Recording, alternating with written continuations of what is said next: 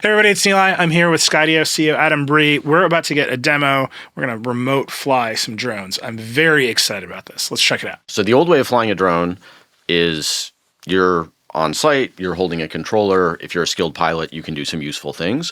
And a lot of good stuff has happened in that world. But the new way of operating drones, and we think really like the massive, exciting future, is having them be remote and autonomous. So this is a product we call Remote Flight Deck. So this is a cloud interface to command and orchestrate multiple drones. So this is something one of our public safety customers might see, where each of these red icons is a 911 call or some kind of emergency. In this case, this is our office park in San Mateo, California. These are all simulated. It's not that crime-ridden of an office park. So I can click on one that I want to respond to. I click respond here. I then pick the drone that I want to respond with, click enter and respond. So the drone lives in a thing called a dock, which keeps it ready to fly 24/7. I just click launch, and the drone will take off remotely. So this is live. There's a real drone that just launched itself in California, and it's now going to automatically route itself out to the emergency call. So you can see it rendered here in augmented reality. So we make very heavy use of augmented reality. We've got the street overlays, so the operator flying can see the name of the streets. They can see where the incident's occurring. It's heading out there now.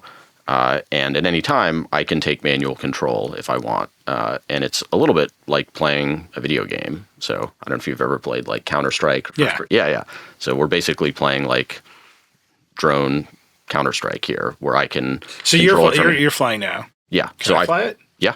So you can look around with the mouse. Just click?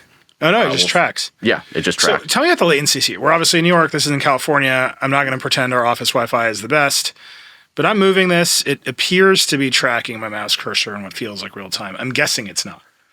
It's very close. I mean, it's maybe 1 to 200 milliseconds of latency, depending on the quality of the internet connection. And you can feel it. It's not instant. Yeah. But it's good enough for the kind of operation we're going to do here, where we basically like want to look around, see what we can see.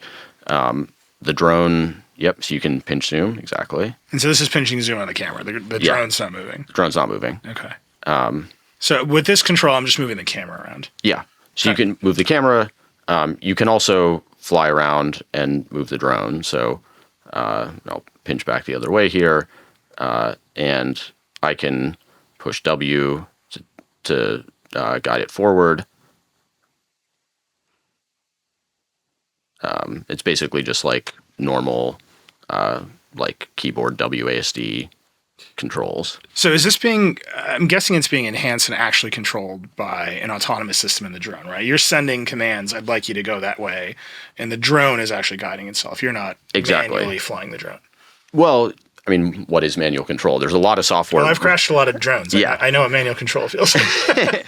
Yeah. There's a lot of software that sits between the individual keyboard inputs I'm giving here and what the motors on the drone are actually doing. So as it's flying, it's got cameras that see everything in every direction. It's mapping its surroundings. It'll automatically avoid obstacles. You can also, it'll recognize objects. You can like click on people or cars and it'll automatically track and follow them. So there's one extreme where it's fully autonomous. Like you can pre-program a mission, it'll just go out and automatically fly it. But you can also get, if you want to, pretty granular low-level control. It has guardrails in place so that it'll keep you safe. It'll comply with regulations. So, if an airplane happened to fly overhead, it would detect that and lower itself if it thought there was a risk. So our goal really is to make it so the drone adapts itself to the task or the mission of the user, and they can be really focused on that, not being the skilled expert pilot themselves. The reason I'm asking is, I say I've crashed a lot of drones. Yeah. Boy, is that true. I've hit trees. I've come dangerously close to power lines. You just get lost in the sky. Like, how does all that work here? We take care of all of that with the artificial intelligence system of the drone. So its navigation cameras see everything in every direction. As it's flying around, it's building a real-time 3D model. So it'll see the trees, it'll see power lines, it'll see other kinds of obstacles, buildings. And when you give it a command, it's balancing the objective that you're giving it against everything else happening in its environment. So if you tell it to fly into a wall, for example, it'll just come to a stop. One of the reasons I'm asking all this is it feels like in this kind of scenario, right, there's a missing person or whatever emergency is happening, and you've got remote operators.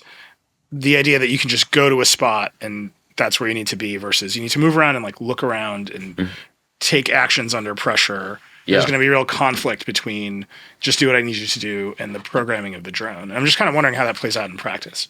I actually think those two things are very aligned. When we think about product development, we know that our customers are using these things in high stakes life or death scenarios. And that's when you least want to have the operator burden of having to be the pilot who's responsible for avoiding obstacles and things like that. Like, you want to be fully focused on finding that missing person or de-escalating a situation where somebody might have a gun, and thinking about like, what vantage point do I need to get in order to see what I need to see, and have the autonomy system of the drone take care of everything underneath that.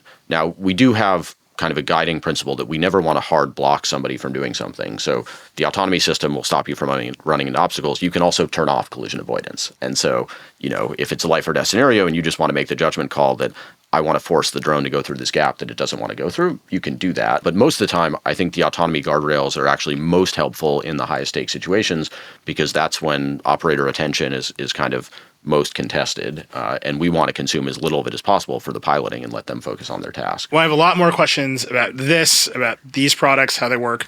Let's dig into it a little bit more. Sounds great.